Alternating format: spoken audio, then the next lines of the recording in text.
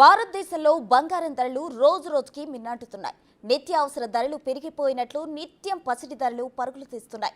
10 గ్రాముల 24 క్యారెట్ల బంగారం ధర 75,000 రూపాయల మార్కును చేరుకుంది. దీంతో ఆభరణాలు కొనాలనుకునేవారు తీవ్ర ఆందోళనకు గురవుతున్నారు. పెట్టుబడులు పెట్టాలనుకునేవారైతే ఇది సరైన సమయమా కాదా అని ఆలోచిస్తూ కాలం గడుపుతున్నారు.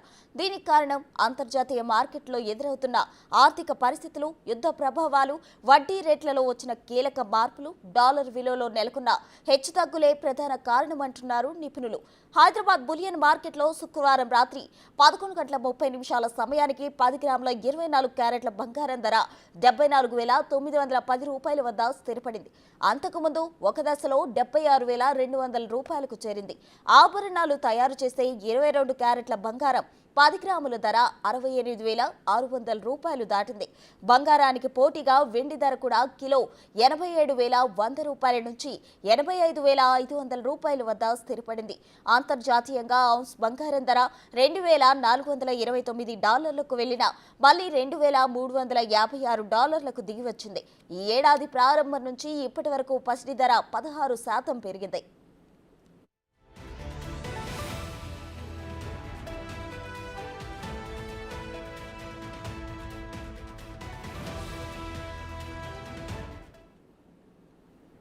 ఇక బంగారం ధర రోజు రోజుకి పెరుగుతుంది. దీని గురించి మాట్లాడడానికి మనతో బిజినెస్ అనలిస్ట్ శేషు గారు ఉన్నారు. చెప్పండి శేషు గారు, అయితే బంగారం ధర రాబోయే రోజుల్లో ఇంకా పెరిగే అవకాశాలు ఉన్నాయా? అసలు గోల్డ్ రేట్లు ఈ మధ్య కాలంలో ఇంత వేగంగా పెరగడానికి గల కారణాలు ఏమంటారు?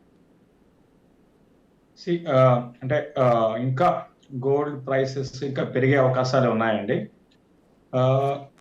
అంటే గోల్డ్ అనేది రీసెంట్ గా పెరగడానికి ప్రధానంగా ఇది అని చెప్పలేము. బట్ మెయిన్ థింగ్ ఏంటి అంటే సో ఇన్ని రోజులు గోల్డ్ అనేది సైడ్ వేస్ లో ఉంది. అంటే పెరిగింది, స్లోగా పెరుగుతూ వచ్చింది. బట్ మనకి అదర్ అసెట్ క్లాసెస్ పెరిగినట్టు, లైక్ ఈక్విటీ మార్కెట్స్ లో మనకి కోవిడ్ తర్వాత ఒక ఎప్పుడు లేని విధంగా గ్లోబల్ స్టాక్ మార్కెట్స్ బాగా పెరిగాయి. సో ఈవెన్ గోల్డ్ కూడా పెరిగింది. గోల్డ్, సిల్వర్ వీటిని ఏమంటాం అంటే ప్రెసియస్ మెటల్స్ అంటాము. అదేవిధంగా బేస్ మెటల్స్ కూడా పెరిగాయి. అంటే కాపర్, జింక్ ఇటువంటివన్నీ కూడా మనకి కోవిడ్ టైంలో బాగా పెరిగాయి. బట్ ఓన్లీ ప్రెషియస్ మెటల్స్ మాత్రం పెరిగాయి కానీ, బట్ కంపారిటివ్లీ అటు స్టాక్ మార్కెట్స్, తర్వాత ఈ మన అల్యూమినియం, జింక్ వీటిలాగా బేస్ మెటల్స్ లాగా పెరగలేదు. సో రీసెంట్ గా ఏమైంది అంటే మనకి గ్లోబల్ గా చేంజ్ అనేది మనకు చూసాము. డాలర్ ఇండెక్స్ ఇన్ని రోజులు మనకి జస్ట్ ఒక కొన్ని నెలల క్రితం వరకు డాలర్ అనేది అగెన్స్ట్ ఆల్ కరెన్సీస్ చాలా స్ట్రాంగ్ గా ముందుకు వెళ్ళింది. అయితే లాస్ట్ ఫ్యూ మంత్స్ గా మనకి స్లోగా డాలర్ ఇండెక్స్ అనేది పడ్డం అనేది చూసాము. సో దాని కారణంగా కూడా కొంచెం ఈ గోల్డ్ లో బయింగ్ అనేది కనపడింది. దీంతో పాటు అన్నిటికన్నా చాలా ఇంపార్టెంట్ ఏంటంటే ఇంతకు ముందు నేను చెప్పినట్టుగా గ్లోబల్ గా అన్ని ఈక్విటీ మార్కెట్స్ ఎప్పుడూ లేని విధంగా, హిస్టరీలోనే ఎప్పుడు లేని విధంగా రికార్డ్ హైస్ కి వెళ్ళాయి. మరి ముఖ్యంగా ఫర్ ఎగ్జాంపుల్ చెప్పాలి అంటే జపాన్ ఉంది. 35 years తర్వాత, అంటే జపాన్ ఎకానమీ మంచి గ్రోత్ ఫేజ్ లో ఉన్నప్పుడు లైఫ్ టైంకి వెళ్ళింది. ఆ తర్వాత మళ్ళీ ఇప్పుడే జపాన్ స్టాక్ మార్కెట్స్ 35 years తర్వాత న్యూ హైస్ కి వచ్చాయి అనమాట. అంటే దీన్ని బట్టి అర్థం చేసుకోవచ్చు గ్లోబల్ గా స్టాక్ మార్కెట్స్ లోకి డబ్బు ఏ విధంగా వెళ్ళింది. కాబట్టి ఇక్కడ రిస్క్ ఉంది. స్టాక్ మార్కెట్స్ ఇక్కడ నుంచి కొంచెం కరెక్షన్ రావచ్చు అనే కూడా ఉంది. దాని కారణంగా కూడా ఏంటి అంటే గోల్డ్ ఎప్పుడు కూడా ఎలా ఉంటుందంటే ఈక్విటీ మార్కెట్స్ కి ఆపోజిట్ డైరెక్షన్ లో గోల్డ్ పెరుగుతుందండి. సో మనీ అంతా కూడా ఏంటంటే అక్కడ నుంచి సేఫ్ గా ఉంటుందని చెప్పేసి గోల్డ్ అని హెడ్జ్ ఫండ్స్ గోల్డ్ ని కొంటారు. అది ఈ మధ్య కాలంలో మనకి ఎక్కువ చూసాము. సో దాని కారణంగా గోల్డ్ లో ఒక స్పర్ట్ వచ్చింది. అదొక కారణం. ఇంతకుముందు నేను చెప్పినట్టుగా అటు గ్లోబల్ గా చేంజెస్, తర్వాత మరి ముఖ్యంగా అటు యుఎస్ లో పరంగా గమనిస్తే ఇక మనకి కోవిడ్ తర్వాత యుఎస్ లో చాలా మార్పు, యుఎస్ అని కాదు గ్లోబల్ గా చాలా మార్పులు జరిగాయి. ఇన్ఫ్లేషన్ పెరిగిపోయింది. సో ఇప్పుడు మళ్ళీ స్లోగా ఇన్ఫ్లేషన్ అనేది తగ్గడం స్టార్ట్ అయింది గ్లోబల్ గా. సో కాబట్టి ఫెడ్ మళ్ళీ ఇక్కడ నుంచి ఇంట్రెస్ట్ రేట్స్ ని రివర్స్ చేస్తారు, అంటే తగ్గిస్తారు అనమాట. ఆల్రెడీ నెక్స్ట్ మీట్ లో నెక్స్ట్ వచ్చే కొద్ది రోజుల్లో అటు ఇంట్రెస్ట్ రేట్స్ గ్లోబల్ ఎకానమీస్ లో ఇంట్రెస్ట్ రేట్స్ తగ్గే అవకాశాలు ఉన్నాయి. సో దాని కారణంగా కూడా గోల్డ్ లో మనకి భయం కనపడింది. కారణం ఇంతకుముందు చెప్పినట్టుగా ఒకటి డాలర్ ఏమో వీక్ అవడము, తర్వాత గ్లోబల్ ఈక్విటీ మార్కెట్స్ ఏమో చాలా స్ట్రాంగ్ గా పెరగడము.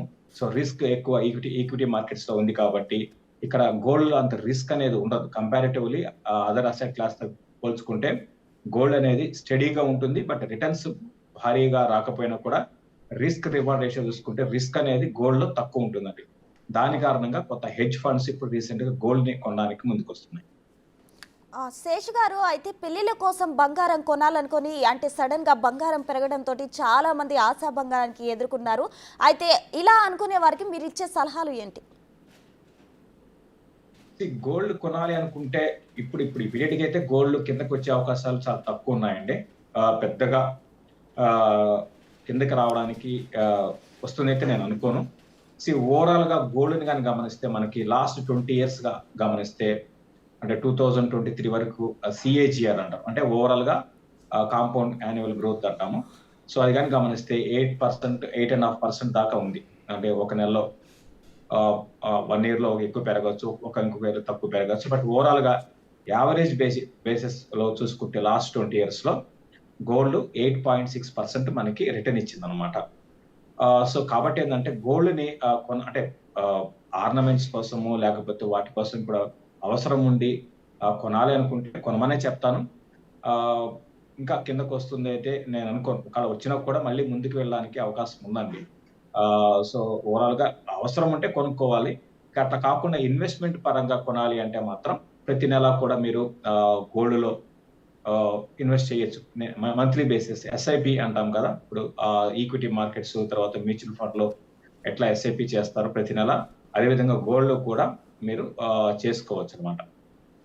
అంటే చాలా మంది గోల్డ్ లో స్కీమ్స్ పే చేస్తూ ఉంటారు. ప్రెసెంట్ ఉన్న సిచ్యువేషన్స్ లో ఈ స్కీమ్స్ అనేవి పే చేయాలా వద్దా అనే డైలమాలో కూడా చాలా మంది ఉన్నారు.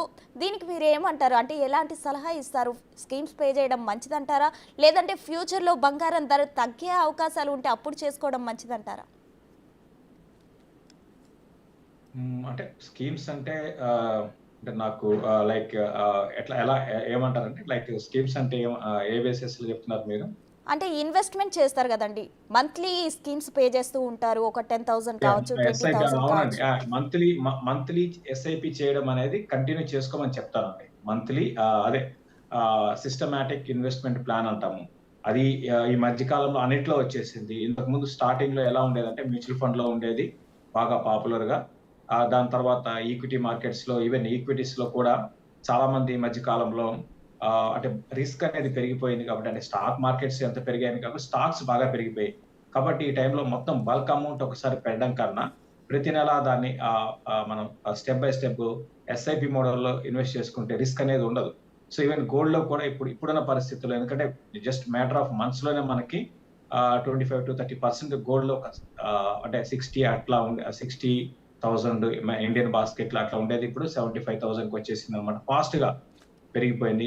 కాబట్టి ఇక్కడ ఏంటంటే రిస్క్ రివార్డ్ రేషియో కొంచెం రిస్క్ ఉన్నా కూడా, బట్ ఓవరాల్ గా గోల్డ్ అనేది లాంగ్ టర్మ్ కి బేసిస్ లో చూస్తే నేను కూడా ఇక్కడ నుంచి కూడా మనకి సిఏజిఆర్ పరంగా 7 to 8%, 9% అంతకు మించి రాదండి. ఎప్పుడు కూడా గుర్తుపెట్టుకోండి, గోల్డ్ లో రిటర్న్స్ మీకు 7 to 8%, 8.5% అండి. దానికి మించి మాక్సిమం రావు. సో కాకపోతే ఇంకా స్మార్ట్ వర్క్ చేసి సడన్ గా అంటే అంటే ఎంత పెరగక ముందే కొని సో ఎగ్జిట్ అయ్యి ఇటువంటి అంటే ట్రేడర్స్ చేస్తుంటారు ఇదంతా కూడా. సో అట్లా చేసేవాళ్ళు కొంచెం ఎక్కువ రిటర్న్స్ రావచ్చు. బట్ అట్లా కాకుండా కొని వదిలేసేయాలి అంటే మాత్రం మనకి 7.5 to 8.5% కోసం అయితే గోల్డ్ లో ఎస్ఐపి కంటిన్యూ చేసుకోమంటారు. థ్యాంక్ యూ శేష్ గారు.